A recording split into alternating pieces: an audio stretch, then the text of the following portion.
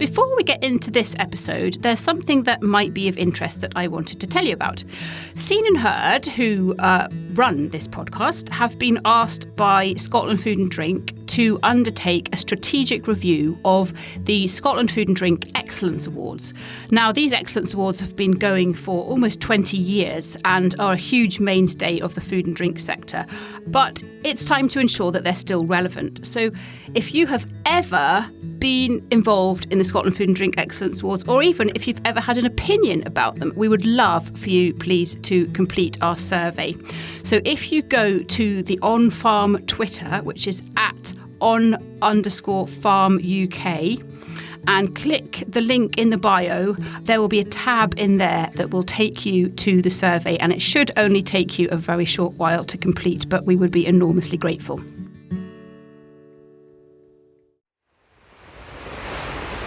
So we normally find a dry spot on the beach and dump our bags, get stripped off, bobble hats on, need a bobble hat, and then just go for it. It takes a while sometimes to wade out to get deep enough, but you just... Welcome to On Farm. I'm Anna Davis, and you are joining me as I'm getting all set to enjoy one of my big passions. I love sea swimming, and as you can hear, I'm at the beach now with friends. It's quite early, about 7:30 in the morning, but we're regulars. We come here every Thursday morning, if not more often, and get into the water.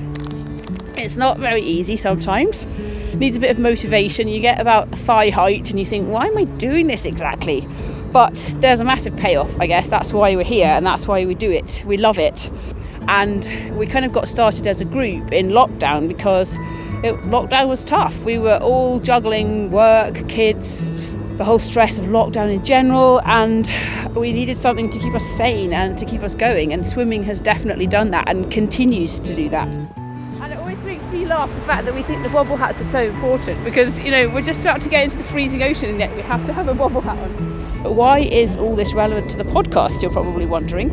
Well, this episode is being published at the start of Mental Health Awareness Week, which runs from Monday the 10th of May until Sunday the 16th of May. That's 2021, in case you're listening in the future.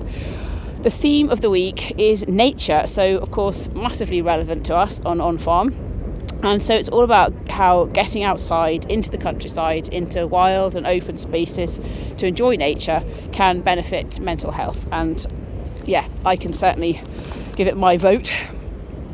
This is going to be a very busy and packed episode that we're making in partnership with the Scottish Rural Network, which is part of the Scottish Rural Development Programme. We're going to be hearing from a huge range of different people with very different perspectives on why nature and being outdoors in the environment is good for mental health. Coming up, we have Andy McKenna, who left urban Glasgow to run a mountain bike touring business with his wife Anila in the Borders. Being outdoors has helped him manage both the physical and mental struggles of coping with his multiple sclerosis diagnosis. I was out in some really foul conditions, storms, snow, driving winds. You know, it would just be a cliche to say that it is always the most liberating thing to get out in nature. Sometimes it just feels like hard work, but I don't know of a single instance that I haven't felt something amazing at the end of it all. There's also Sheena Horner, a Galloway farmer whose outdoor challenges have supported not only her mental health but also others in rural Scotland because she's been raising money for RSABI.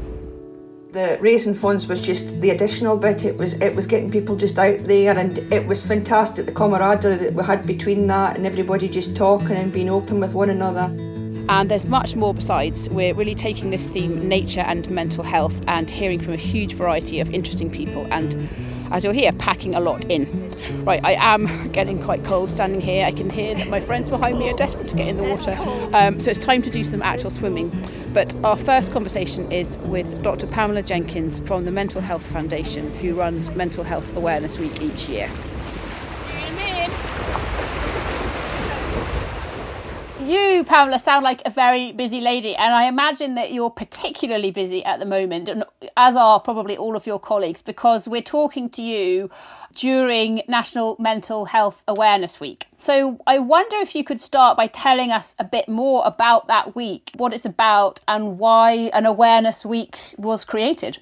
Yeah, of course. So Mental Health Awareness Week is the Mental Health Foundation's Awareness Week, which takes place in May each year. It's been going for 21 years now, Wow. and actually is one of the biggest awareness weeks in the UK and globally. Each year, the Mental Health Foundation picks a topic that is, or a theme that is relevant to that time and allows us to share new research, make recommendations for policy, and really critically engage the public. This year, the theme is nature and the environment, which isn't the only reason why we're covering Mental Health Awareness Week, but obviously it's particularly relevant to us because we are the On Farm podcast, and farm stands for food, agriculture and rural matters. So we're very rural and very countryside in our focus. Why a focus on nature and the environment this year? Nature was chosen this year because, we know that nature is an effective way of tackling mental health problems. And research has shown that many of us this past year particularly, have engaged more with nature during the pandemic. And walks outside have actually been reported as one of the top coping strategies. So go to mentalhealth.org.uk, start uploading your stories. We've got our hashtags, #ConnectWithNature, #ConnectWithMentalHealthAwarenessWeek to share your stories, your photographs.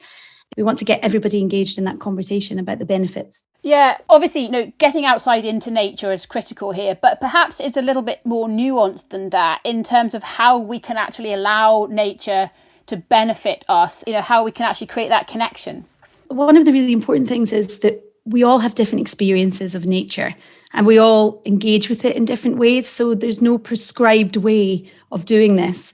You do something that you enjoy and that you are comfortable with. A lot of people enjoy taking part in activities alone. Other people like to be with others. If you want to be with others, if you want to be outside in nature with others, ask for support if you need it. There's an assumption that engaging with nature would be a very easy thing to do. But for a lot of people, there are barriers there that prevent them from engaging. Environmental factors such as not having a garden or not having local green space available, or they have physical barriers such as tiredness. So I think what's very important is that people begin small.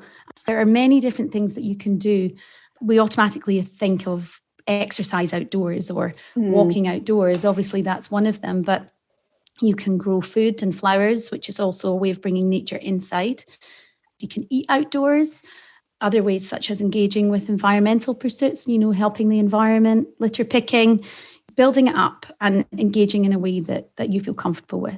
That's great advice there, and we will be coming back to Dr. Pamela Jenkins at the end of the podcast with details of organisations who can offer help if you are experiencing serious mental health issues. Over the 60 or so on-farm episodes we have put out so far, mental health has been a topic we've come back to time and time again. Here are just a couple of examples, starting with Will Evans, presenter of the Rock and Roll Farming podcast, describing how when things got too much, he had to take a break. I, like a lot of people, had a really sort of difficult summer. The weather was terrible. The harvest dragged on and on and on, and just sort of pressures of farming and everyday life and everything built up, and it all got a bit on top of me. So yeah, I did have a break from the podcast for I think it was about 4 months in the end. When you brought it back, what was it that made you think, right, now is the right time, I feel ready? I had a few mental health problems, which was probably just burnout really.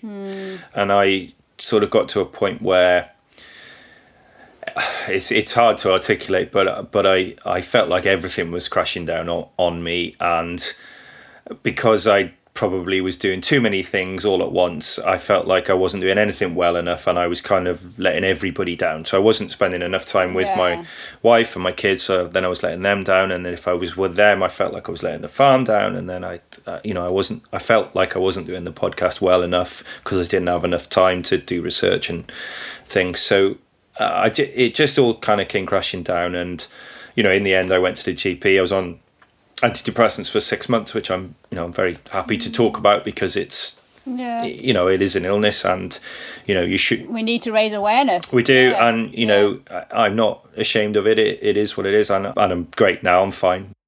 While Will highlighted how important it is to talk about mental health, over the past year, with so many farming events cancelled, it's actually been a challenge.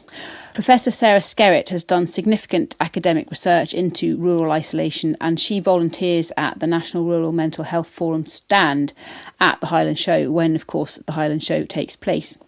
In a podcast last summer, she highlighted the importance of getting together as a community. People have told us how important it is to them to connect, and really connecting in ordinary places and in ordinary ways. You hear that when you're walking around the show, people saying, oh gosh, I didn't expect to see you. There's a couple of stories of people really opening up. The Highland Show and other shows offer that opportunity for people, if they want, to be incredibly open, and again, that might be the only time in a year that they are. There was one, I hope I can tell it without crying because it really moved me.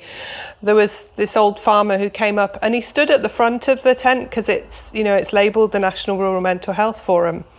And he stood there for a while and, obviously you'd judge whether to go up to someone or not, and I didn't. And he came over and he started talking to me and then said that he tried to take his life. And you listen and, try and understand. And he said if it hadn't been for his dogs, he wouldn't be there. And the dog put his head on his knee, and that's what stopped him. But thank goodness he was able to talk about it. It's so important to find those opportunities wherever you can, just to talk. The benefits of fresh air, exercise and companionship are central to today's podcast, and someone who gets more than his fair share of all three is my next guest. My name is Andy McKenna. I live in the glorious Scottish borders village of Clovenfords near Galashiels. Depending on which day you catch me on and which hat I am wearing, I am a partner with my wife Anila. We run a cycling experience and guiding business and have since 2008. We run bike experiences, mountain bike, gravel, bikepacking tours all over Scotland. Or we certainly did pre-COVID, and we will again. I know Clovenfords because my cousin lives in Clovenfords, so I know exactly where you are. I understand that you are somebody who moved to be closer to nature for your life and for your work. Was that anything to do with kind of improving or enhancing your mental health? I think absolutely. We moved out of the West End of Glasgow about 16, 17 years ago. Having nature, having bike rides on your doorstep was absolutely the driving force. Just one quick aside, I've been diagnosed with MS, multiple sclerosis, since 2007. And I've frustrated and defied my neurologist since day one, and I managed the trajectory of that purely through activity and diet and lifestyle and managing stress and so on. And absolutely integral to that is being outside and being active. And for me, riding my bike. So I recognise that it would be very easy to slip down a dark slope with a condition like MS, whereas I feel pretty optimistic about it because I spend so much time outside and it gives me so much back. Obviously, COVID aside, you interact with and meet with a huge number of people. Do you think the very nature of your business is helping some of those people with, and I don't just mean serious mental health issues. I mean just kind of day-to-day mental well-being as well. Do you think biking and getting out there is helping some of your customers and clients too? 100%. And it's not just about riding bikes. It's about the bonds and connections that get made with other guests. It's our guiding team. They're all phenomenal human beings, and although they're highly qualified mountain bike guides, they're also amateur psychologists. I mean, I'm pretty jaded. I've been doing this a very long time, or let's just say I should be pretty jaded, but my wife Anila and I still tear up at some of... They're not really trip reviews. They're more personal experiences that people share with us. It does feel like sometimes we're facilitating something quite important for people. And that is something that we're really proud of. Quite rightly, you should be. You got me thinking that absolutely, where it's relevant, anybody suffering from mental health issues should absolutely seek expert help. And I don't think anybody would dispute that. But I suppose it's really highlighting for me that actually help can come from any quarter, can't it? Your team, as you say, they're not qualified counsellors, are they? But they are providing help to people because of the environment that they're providing and the activity that they're delivering. And it's a perfect opportunity to make reference to Dimbins. Developing Mountain Biking in Scotland is an organisation who have very recently appointed a mental health first aid mountain bike guide. They're just in post.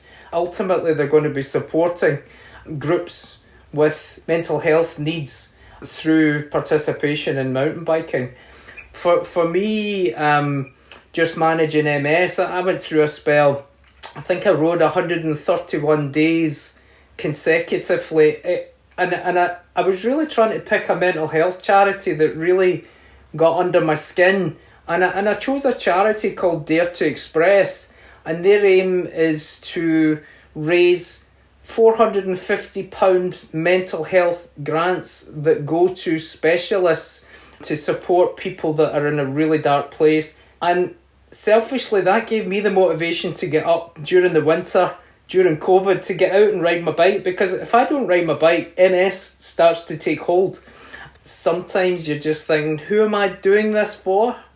And then you would turn that corner and you would just get that lift, that sensation. And even sometimes it wasn't about the physical act of the exercise, it was just being outside and breathing. Your lungs would fill up, your head would come up, and you would take in the views. And that is an incredible sensation. Even when you don't feel like it, try to get in amongst it and be outside regularly. Excellent advice, and thanks to Andy for sharing his passion for mountain biking and his own story with us. Of course, in order to spend time in green spaces to improve our mental health and well-being, we need to all be able to access those outdoor spaces. Gavin Morton is the Development Officer for the Green Action Trust, who manage the John Muir Way, one of Scotland's most accessible routes, and he explained a bit about its fascinating history. The John Muir Way is it's only now 7 years old. It's a relatively recent trail. It's one of Scotland's great trails. And it was created and launched in 2014 to coincide with the centenary of John Muir's death. Although there had been a John Muir Way in East Lothian for quite some time before that, but it was quite a short trail. And it was situated there because John Muir was born in Dunbar. Now, the concept for the whole coast-to-coast John Muir Way, that came about really through our former chairman, Keith Geddes. And the idea was to extend the John Muir Way right the way from Dunbar to Helensburgh on the west coast as part of the Central Scotland Green Network. Now, if you don't know anything about the Central Scotland Green Network, it's actually Europe's biggest green space infrastructure project. And this runs across a huge area of Central Scotland from Ayrshire right through to Fife and the Lothians. And the whole impetus behind the Central Scotland Green Network, or the CSGN, is to bring the benefits of green space, of health and well-being, of connecting with nature, and allowing accessibility to the whole of Central Scotland and let people in urban areas very easily get out and enjoy the benefits of walking and cycling and benefiting from that environment. So a little bit about the trail itself. As I say, it links Helensburgh and the Firth of Clyde with Dunbar on the Firth of Forth. It's 134 miles long, and there are fully waymarked walking and cycling versions of the trail. So you can bike it from end to end, or you can walk it. It's really accessible to such a lot of the population of Scotland. I think it's just under half of the population of Scotland lives within around 10 miles of the trail.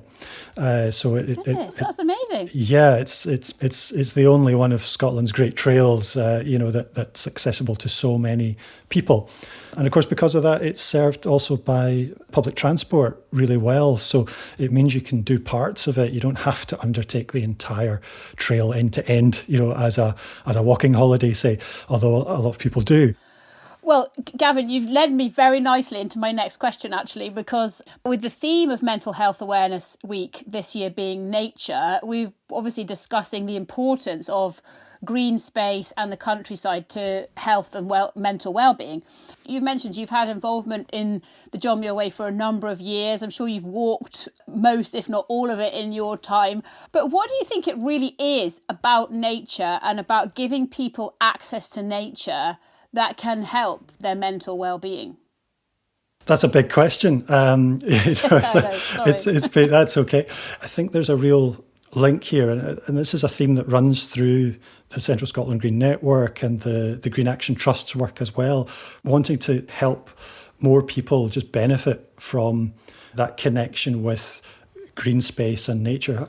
Now, that might just be something small, like it's a small bit of woodland parkland that has birds, insects. We're not talking about national parks with bears roaming through them or anything, but even that small, just natural link to be aware of what's going on out with the four walls you're in, if you've been stuck in, to just realise that you're part of something that is a lot bigger than our normal urban environment, and just the constant change that goes on in nature through the seasons. You can just go for a walk and see, right, there's buds in the trees in the spring, and then you go out the next week and it's all changed.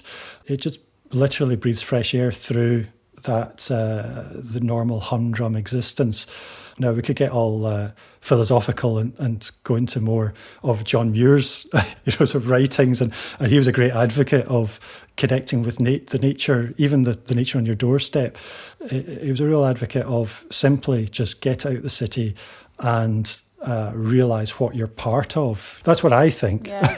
I agree with you. I find that one of my favourite flowers, I don't know if it's the colour, I don't know if it's the time of year, but one of my favourite flowers are daffodils, and the moment I see them starting to appear in the spring, I feel physically and mentally uplifted. There's no other way to describe it, and almost sad when they start to disappear. But then they're replaced then by other things. So I totally understand what you're saying, Gavin. Just before we finish off, if there is anybody listening and they're thinking, I've heard of John Muir, but I actually didn't know about the literal breadth of the John Muir Way, where can they go to find out more information? Because as we've said, giving people the ability to access rural spaces and the countryside is critical to helping maintain mental well-being. So we need to signpost. So if you could signpost people to find out more about the John Muir Way, then hopefully that'll encourage more people to get out and explore it.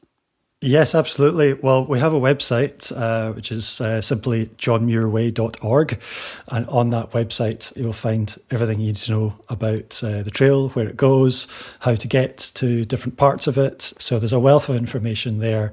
Or if they want to follow us on social media, they can do that on particularly Facebook, I would say, at the John Muir Way, and find us there. And links are on the website as well to our social media. Brilliant. Thank you very much. Well, I have set myself a challenge. The next 10 walks I go on, I'm going to go to 10 places that I've never been before for a walk. So fantastic. It's got me thinking, and hopefully you've got other people thinking too, that even though I've got countryside on my doorstep, it's nice to explore new places and get that extra feeling of connection. So Gavin, thank you very much for taking the time to chat to us. I really appreciate it. And I think you'll have inspired lots of people to get out and explore.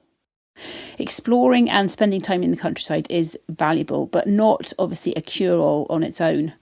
After all, mental health problems in rural areas are well documented. Lockdown restrictions recently have left some people feeling increasingly isolated, while busy farming lives often allow little time for rest and relaxation. In order to reap the benefits, we need to find ways to really connect with and appreciate the incredible surroundings that we live in. My next two guests, Hugh Asher and Sheena Horner, have both been seeking solutions to these challenges. I'm Sheena Horner. My predominant business is I'm a chilli farmer down in southwest Scotland, just outside Wigtown. And I also run a freelance consultancy business as well in the food and farming sector. Hi, I'm Hugh, and I run Darach Social Croft over in Ardnamurchan with my wife, and I also work for a local mental health charity called Ewan's Room. Sheena, now you and I have met before, but I've seen your face a lot recently on social media because I understand that you have been one of the ringleaders, should I say, of a fantastic fundraising challenge that's been taking place recently called Run 1000. I wonder if you could tell us a bit more about that challenge and how it got started and what you're fundraising for. Well, the challenge kind of came about nearly a year ago now.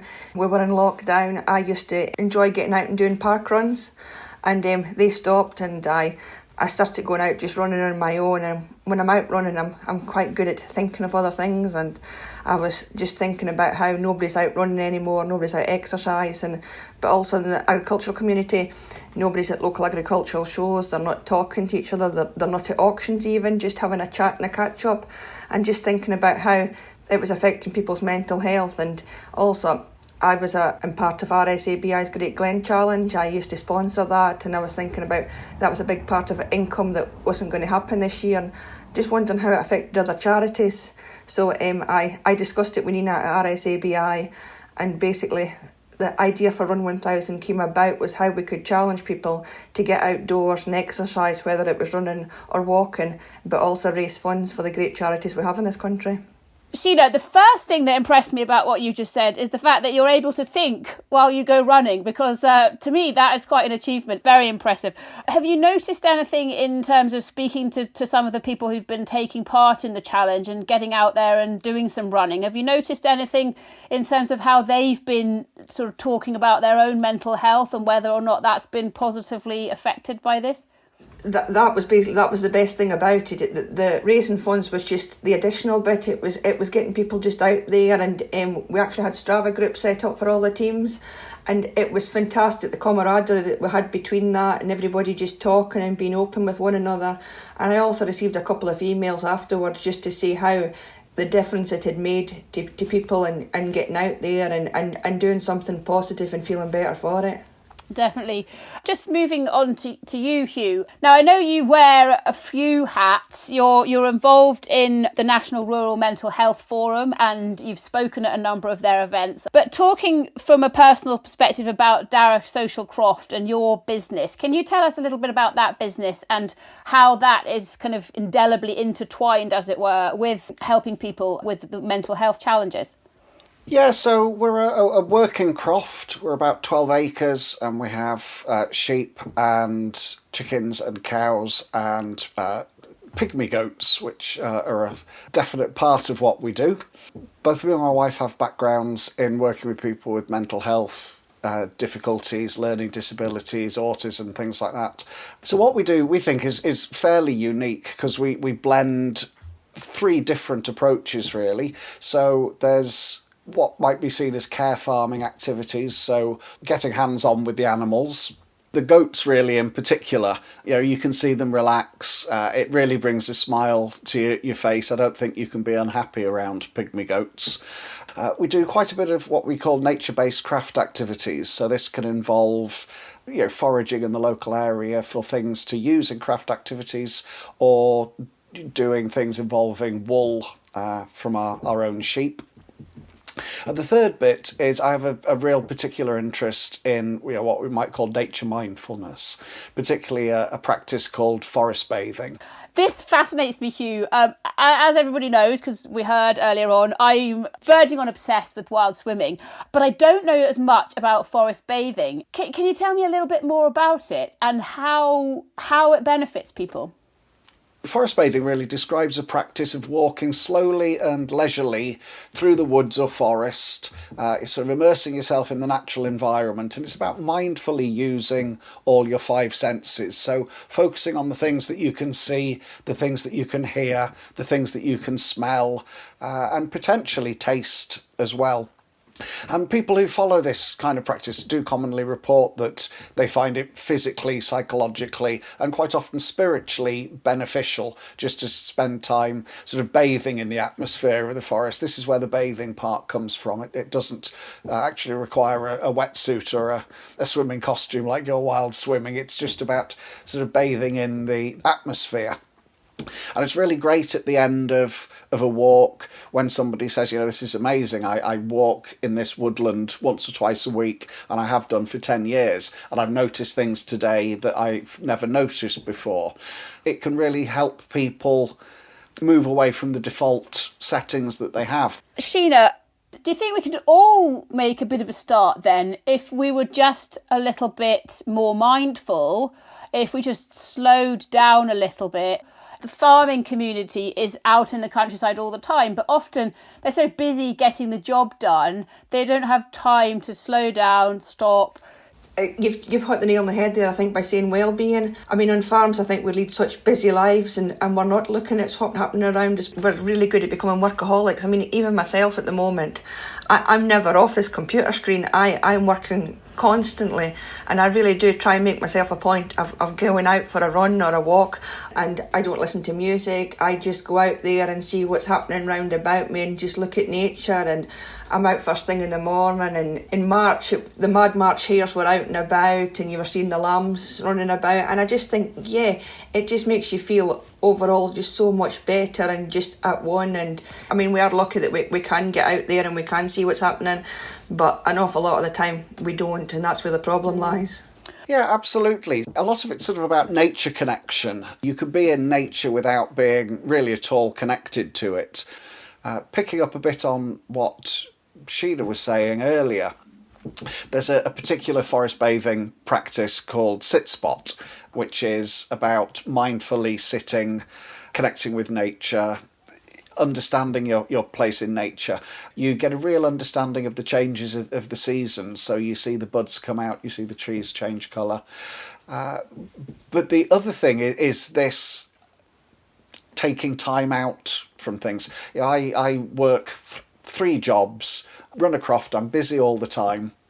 And the mantra that I kind of try and live by at the moment, a Buddhist one, which is that you should sit in meditation for 20 minutes a day, and that if you don't have time to do that, then you should sit in meditation for an hour. So the idea is that at the very times that you feel that you don't have time to stop and slow down are the times when it's most beneficial to stop and slow down. I completely agree with everything you've said. But just before we wrap up, just Sheena, any final thoughts from you? It was just everything that Hugh was saying there. I was just totally going, yes, totally agree, and all the rest of it. But the other thing we've got to be very, very careful is actually when we are doing this, that we get maybe a bigger, even stronger feeling of isolation. And it's just a case of maybe that once you've done that and got your thoughts in place and you do feel relaxed, it's maybe if you're out going out for a walk, pick up your phone and on the way back home, phone a friend and see how they're doing and how they're coping and if they're okay as well. Because we need to think of ourselves, but also we need to think of others too. Gosh, Sheena, yeah, absolutely. Massively relevant point. And I think that's where technology becomes our friend, particularly at the moment. I think it's keeping that conversation going. I think that's the main thing, and getting people to get out and do stuff. I mean, I'm actually going to have a conversation with our SABI this week about the Great Glen Challenge and how maybe we can do something about it this year. I actually myself, I'm now getting out and exercising for 81 days in a row because the DPJ Foundation are actually doing the Wales Coastal Path Challenge. So, I mean, it's actually great to see these organisations, they're thinking of ways they can fundraise, but also get people outdoors and exercising. Wow. Thank you both so much. Thank you both. Really appreciate it. Oh, wow. It was amazing, as always. I kind of feel physically and mentally just like 2 stone lighter when I come out of the water. Right, so yeah, we're now coming to the end of this very busy and hectic episode of On Farm. I'm still standing here in my cosy on the beach, freezing. But as always, thank you very much for spending time with us and listening to my prattling about my passion of wild swimming. My fingers are wrinkly and I'm tired, but I'm ready to face the day. We've heard so much today about how accessing the countryside and nature benefits a wide range of people. So with that in mind, just wanted to let you know about the Improving Public Access Fund, which is part of the Scottish Government's Rural Development Programme. It is now open to funding applications until the end of June 2021, so be quick. It's a great pot of money that enables people to get into the countryside as safely as possible and makes the countryside accessible for all. And as we know, that is hugely beneficial for all our mental health, I think. Before we go, another bit of really important information. There are many trusted places to go to get help if you or someone around you is struggling with mental ill health. Obviously, for Scotland's rural and agricultural workers, RSABI is an amazing and dedicated support, and you can call them on 0300 111 4166. Even if you don't need that number now, put it in your phone, because you just never know when you might need it. But also, we've got the last word here from the Mental Health Foundation's Dr. Pamela Jenkins with some more tips and advice on where you can go when you feel as though you're in crisis. Absolutely. So if you think you're developing a mental health problem, then seek advice and support from your GP as soon as possible. And if you're in distress and need immediate help, then you would visit your local A&E.